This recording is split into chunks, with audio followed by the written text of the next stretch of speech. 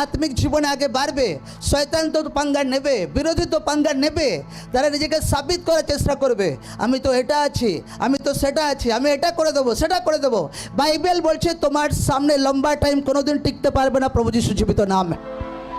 সে একটা রাস্তা দিয়ে আসবে, ঈশ্বর আঘাত মারবে, 7টা রাস্তা দিয়ে সে পালানোর জায়গা পাবে না। আমেন। অযুত আশীর্বাদ আপনার জন্য। Amen, amen, hallelujah. ঈশ্বর নামে জোর সে তারিফ করি সকলে। ঈশ্বরের বাক্য বলছে তোমার জীবন ভর কেউ কোনোদিন তোমার সামনে দাঁড়াতে পারবে না। তাহলে এই যে প্রবলেম আসবে না, প্রবলেম আসবে, কিন্তু সেই প্রবলেম কখনো আপনাকে ডোবাতে পারবে না যদি আপনি প্রভুতে আছেন।